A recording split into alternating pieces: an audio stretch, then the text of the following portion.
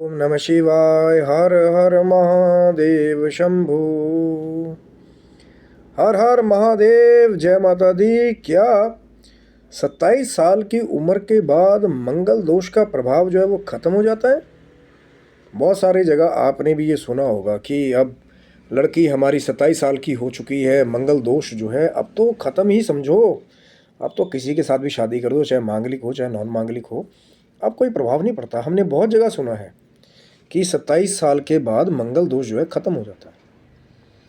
लेकिन जब reality check में आप जाएंगे, क्योंकि उद्देश्य वही है कि जो ज्ञान जिसका कोई आधार हो वो जो है सब तक लाया जाए ताकि किसी का नुकसान ना हो।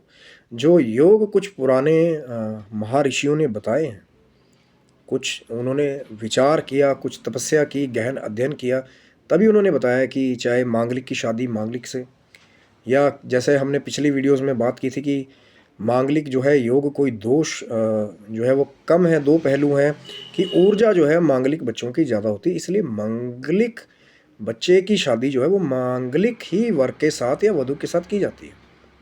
लेकिन वो एक अलग पहलू है। लेकिन बहुत जगह कई बार हम लोग एक नया भी सुनने में आता है उड़ता उड़ता कि मेरे तो चाचा जी ने या मामा जी ने कहा था कि 27 साल के बाद जो है मंगल प्रभावहीन हो जाता है।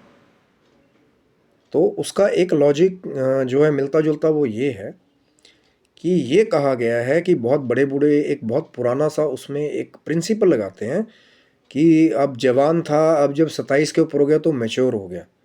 लेकिन ग्रह का मैच्योर होना ज़रूरी नहीं है कि कल को वो अगर कुंडली में वही जो मंगल है वो मारक स्थिति में है। मान लीजिए अब आप चाहे मांगलिक है लेकिन कुंडली में जो मंगल योग आपका बन रहा है, मंगल ग्रह आपके लिए फेवरेबल ना हो, योग कारक ना हो, तो जैसे ही वो मंगल की दशा जब आएगी या अंतरदशा आएगी, हो सकता है 30 साल के बाद आए, हो सकता है 35वें वर्ष में आ जाए महादशा या अंतरदशा, तो क्या वहाँ मंगल अपना प्रभाव नहीं देगा? हाँ, जो उग्रता है, ये इसको इसलिए लोग जोड़ते हैं कि अपने ऊपर एक लॉजिक लगाते हैं कि हम जब 20 साल के थे तो हमारे अंदर ऊर्जा बहुत थी, अब हम 27 के ऊपर हो जाएंगे तो हमारी ऊर्जाएं कम हो जाएंगी या मंगल दोष खत्म ही हो जाएगा। ऐसा नहीं है। कहाँ पर ग्रह बैठा है, योग कारक है नहीं है, महादशा आने वाली है नहीं आने वाली है, कितनी उसके अंदर डिग्री वाइज पावर है, किसी पाप ग्रह की दृष्टि तो नहीं है। अब आप तो देख रहे हैं कि मंगल 27 साल में प्रभाव खत्म हो जाएगा, लेकिन हो सकता है कोई पाप ग्रह जो योग कारक भी ना हो वो दृष्टि दे रहा हो उस ग्रह पे, या एक युति बना रहा हो उसी घर में बैठ करके जहां आप ये कह रहे हैं कि प्रभाव जो है वो खत्म हो जाएगा। तो जब रियलिटी चेक में जाते हैं तो जो उपाय बताए हैं बहुत पुराने महर्षियों ने कि कुंभ विवाह जो है, अगर नॉन मांगलिक से शादी हो रही है, कुंभ विवाह, चाहे मिट्टी के पॉट के साथ शादी, भगवान विष्णु की प्रतिमा से शादी, या जैसा कई जगह जो है केले के पेड़ से विवाह, फिर पुरानी चीज़ों को ध्वस्त कर देना, ये बहुत पुराना उपाय है। और दूसरा फिर यथावत जो है वर का मिलान जो है वो करना कि एक मांगलिक बच्चा है फिर उसकी शादी मांगलिक वधु से।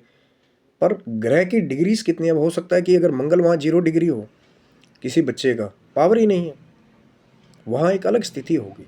जहाँ बहुत अति क्रूर है वहाँ पे जब आप मिलान नहीं करेंगे, कई बार देखिए ये सब प्रकृति के हाथ में है कि ज्योतिषों का काम है कैलकुलेशन करके एक्यूरेटली उस कैलकुलेशन के बेस्ड पे रिजल्ट्स को देना।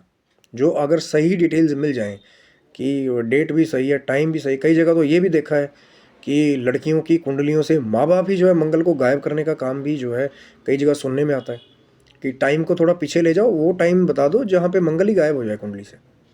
लेकिन उसकी जो पावर है, जो उस ग्रह की जो एक प्लेसमेंट है, जो एक्चुअल है, वो तो चेंज नहीं होगी ना टाइम पीछे करने से। इसीलिए बहुत सारी चीज़ें हैं।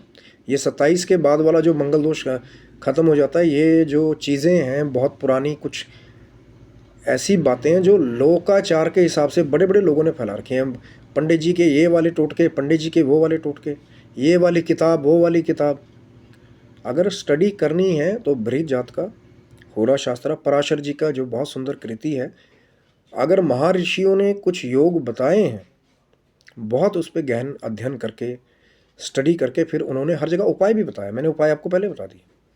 लेकिन ये जो भ्रांतियाँ हैं ना कुछ कि 27 के बाद मांगलिक योग पूरा जो है वो ख़त्म हो जाता है, या ऐसा हो जाता है, वैसा हो जाता है। कई जगह तो आपको ये मिलेगा, अगर आप शायद की स्टडी करें, कि 5-6 साल बहुत अच्छा रहा, 27वें में शादी हुई, 32वें में जाके पता नहीं क्या हो गया कि अब तलाक तक ले रहे हैं। पर उसमें बहुत सारे योग चेक करना बहुत ज़रूरी है कि मांगलिक नॉन मांगलिक जोड़ा तो नहीं था, डिग्री वाइज क्या बलाबल था, कहीं एक का जो मंगल है वो मार्क तो नहीं कि कहीं पे हर जगह मार कर रहा है, फिर कहाँ बैठा है, लगन में है, 7वें घर में है, 8वें घर में है, 12वें में है, चौथे में है, ये देखना जो ओवरऑल रिजल्ट है फिर वो प्रिडिक्शन के हिसाब से आए, जो बहुत ज़रूरी है। लेकिन यही देखा है कि लोग बस उड़ती उड़ती बातें ये है, फिर उस पर लोग उसको अप्लाई करने लग जाएं, फिर उनका नुकसान हो जाए। सब कुछ भगवान शिव की, माँ जगदम्बा की कृपा है कि एस्ट्रोलॉजर्स का काम है सिर्फ कैलकुलेशंस के बेस पे रिजल्ट देना। लेकिन जब भक्ति है, भाव है, इष्ट कृपा रहे, तो कई बार दुर्योग भी दूर हो जाते हैं, जो कुंडली में शायद लिखे भी गए हों। तभी तो है ना, बड़ी बड़ी क्यों महामंत्रों की जो महिमा है वो गाई गई है, कि कई जगह तो ऐसे भी माँ भगवती के मंत्र है जहाँ अगर विवाह ना हो रहा हो मांगलिक दोष की वजह से, तो अगर उस मंत्र का जप किया जाए कन्या के द्वारा, तो फिर हो सकता है कि मनोकामना जो है वो जल्दी पूरी हो जाए। उसके लिए क्या करना पड़ेगा, फिर वही है कि हो सकता है माँ भगवती की कृपा हो, वीडियो को प्रेम मिलेगा, चैनल को आप सब्सक्राइब रखेंगे, हो सकता है अगला वीडियो जो है उस मंत्र के बारे में हो जो माँ भगवती का स्वरूप है, जिसके द्वारा अगर कोई भी विवाह में कन्याओं के खास करके अड़चन आ रही हो, अगर वो उस मंत्र का जप करें या अभिभावक जो हैं वो उस मंत्र का जप करवाएं, तो ये कहा गया कि वो मंत्र बहुत जल्दी विवाह की मनोकामना को पूर्ण करता है। आशा करता हूँ वीडियो आपको अच्छा लगा होगा। ज़रूर लाइक शेयर सब्सक्राइब करें ताकि वो जो अगला वीडियो है वो जल्दी आए कि वो कौन सा मंत्र है माँ भगवती का जिसके द्वारा जल्दी विवाह की मनोकामना पूर्ण होती है। आप सभी बंधुओं को हर हर महादेव शंभो, जय माता दी।